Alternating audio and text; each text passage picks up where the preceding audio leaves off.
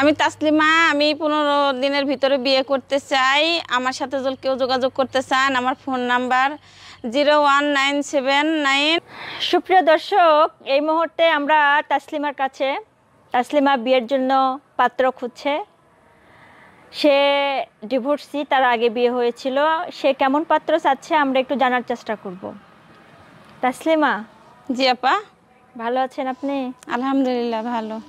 আচ্ছা, আপনি বিয়ের জন্য পাত্র খুঁজছেন? জি। কেমন পাত্র খুঁজছেন? কেমন পাত্র খুঁজছি, আমার সাথে যাকে খাটবে বা একজন ভালো মনের মানুষ চাচ্ছি। ভালো মনের মানুষ চাচ্ছেন? হ্যাঁ। আপনার আগের এক জায়গায় সংসার ছিল, কতদিনের সংসার ছিল? আমার ওখানে সংসার ছিল 5 বছরের। 5 বছরের সংসার ছিল? জি। এই 5 বছর সংসারে আপনার সন্তান হয় নাই? না, আমার সন্তান হয় নাই। নিঃসন্তান? জি। সেটা কি আপনার সমস্যা ছিল নাকি আপনার হাজবেন্ডের? আমার স্বামীর সমস্যা ছিল। আপনার স্বামীর সমস্যা ছিল।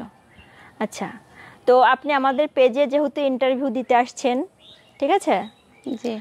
আপনার কাছ থেকে অনেক কিছু জানবো এবং হচ্ছে যে অনেক শ্রেণীর লোকেরাই কিন্তু এই ইন্টারভিউ দেখার পর আপনার সাথে যোগাযোগ করতে চাইবে বা বিয়ের জন্য প্রপোজাল দিবে।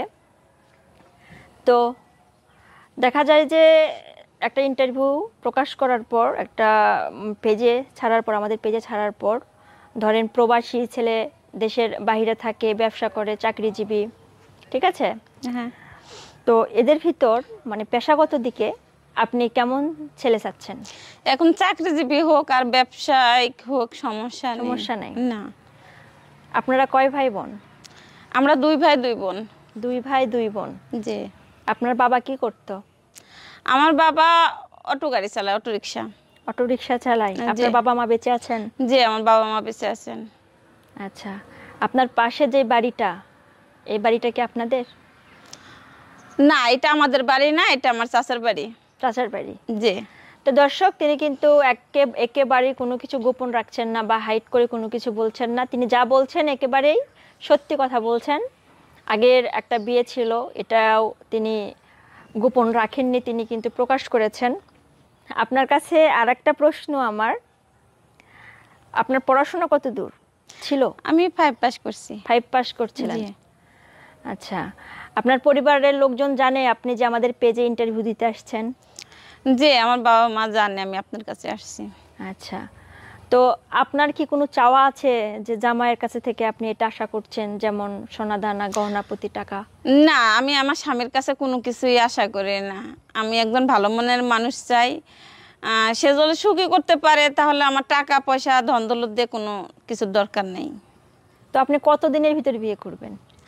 আমি বিয়ে করব খুব দ্রুত, মানে 1 মাসের মধ্যে বিয়ে করতে চাচ্ছি। 1 মাসের ভিতরে বিয়ে করতে চাচ্ছেন?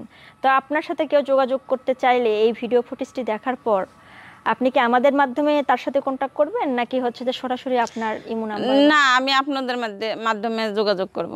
আচ্ছা, তো দর্শক আপনারা অবগত আছেন তাসলিমার চাচার বাড়িতে আমরা এখন। তাসলিমা সেখান থেকে কথাগুলো বলছিলেন এবং বোঝানোর চেষ্টা করলাম আপনাদেরকে। তিনি কিন্তু খোলামেলা কথা বলছিলেন। তার আগের একটা বিয়ে ছিল, সে নিঃসন্তান, সেই পক্ষে কোনো সন্তান নাই।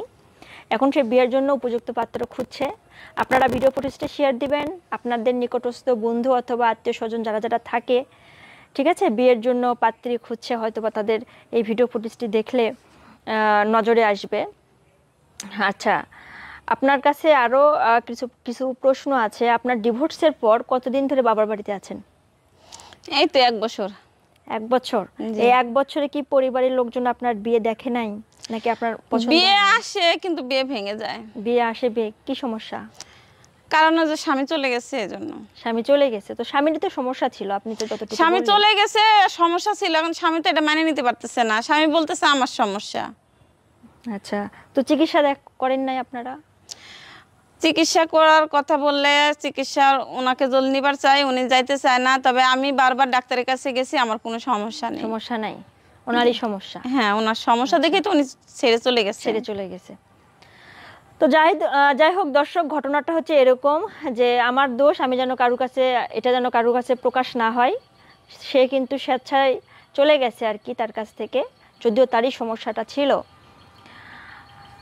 দেখেন, যেহেতু আপনি ডিভোর্সি এবং 5 বছর সংসার করেছেন, তো সেক্ষেত্রে যদি কোনো ধরেন ছেলের ওরকম বউ মারা গেছে কিংবা হচ্ছে কোনো সন্তান হচ্ছে না বইয়ের, তাহলে কি আপনি তাকে বিয়ে করবেন?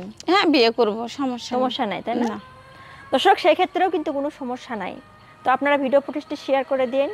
যারা যারা এই ভিডিও ফুটেজটি দেখছেন বর্তমানে অবশ্যই শেয়ার করে দিবেন। দেখা হচ্ছে পরবর্তী কোনো ভিডিওতে। আর